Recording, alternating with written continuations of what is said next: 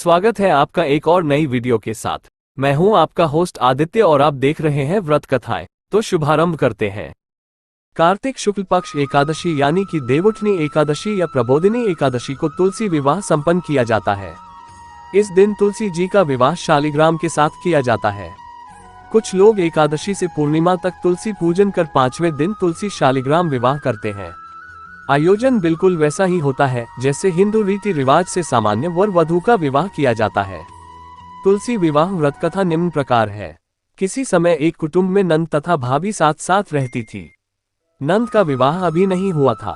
वह तुलसी के पौधे की बहुत सेवा करती थी, लेकिन उसकी भाभी को ये सब बिल्कुल भी पसंद नहीं था।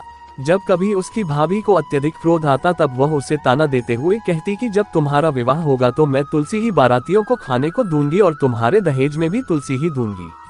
कुछ समय बीत जाने पर नंद का विवाह पक्का हुआ।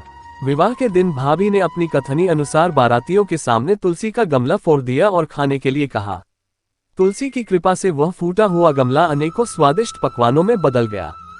भाभी ने गहनों के नाम पर तुलसी की मंजरी से बने गहने पहना दिए। वो सब भी सुंदर सोने जवाहरात में बदल गए। भाभी ने वस्त्रों के स्थान पर तुलसी का जनेऊ रख दिया। वह रेशमी तथा सुंदर वस्त्रों में बदल गया। नंद की ससुराल में उसके दहेज की बहुत प्रशंसा की गई। ये बात भाभी के कानों तक भी पहुंची।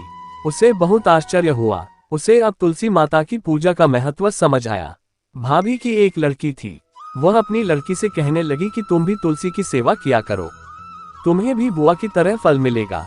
वह जबरदस्ती अपनी लड़की से सेवा करने को कहती, लेकिन लड़की का मन तुलसी सेवा में नहीं लगता था।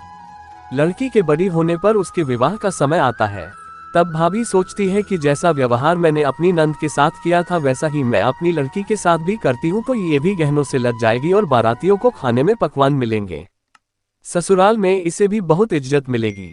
ये सोचकर वह बारातियों के सामने तुलसी का गमला फोड़ देती है, लेकिन इस बार गमले की मिट्टी ही रहती है। मंजरी तथा पत्ते भी अपने रूप में ही रहते हैं। जनेऊ भी अपना रूप नहीं बदलता है। सभी लोगों तथा बारातियों द्वारा भाभी की बुराई की जाती है। लड़की के ससुराल वाले भी लड़की की बुराई करते हैं। भाभी कभी नंद को नहीं बुलाती थी। भाई ने सोचा मैं बहन से मिलकर आता हूँ। उसने अपनी पत्नी से कहा और कुछ उपहार बहन के पास ले जाने की बात कही। भाभी ने थैले में ज्वार भरकर कहा कि और कुछ नहीं है, तुम यही ले जाओ। वह दुखी मन से बहन के पास चल दिया। वह सोचता रहा कि कोई भाई अपने बहन के घर कैसे ले जा सकता है। ये सोचकर वह एक गौशाला के पास रुका और ज्वार का थैला गाय के सामने पलट दिया। तभी गाय पालने वाले ने कहा कि आप गाय के सामने हीरे मोती तथा सोना क्यों डाल रहे हो। भाई ने सारी बात उसे बताई और धन लेकर खुशी से अपनी बहन के घर की ओर चल दिया। दोनों बहन भाई एक दूसरे को देखकर अत्यंत प्रसन्न होते हैं। तुलसी विवाह निम्न प्रकार संपन्न करवाते हैं। तुलसी विवाह संपन्न कराने के लिए एकादशी के दिन व्रत करना चाहिए और तुलसी जी के साथ विष्णु जी की मूर्ति घर में स्थापित करनी चाहिए। तुलसी के पौधे और विष्णु जी की मूर्ति को पीले वस्त्रों से सजाना चाहिए। पीला विष्णु जी का प्रिय रंग है।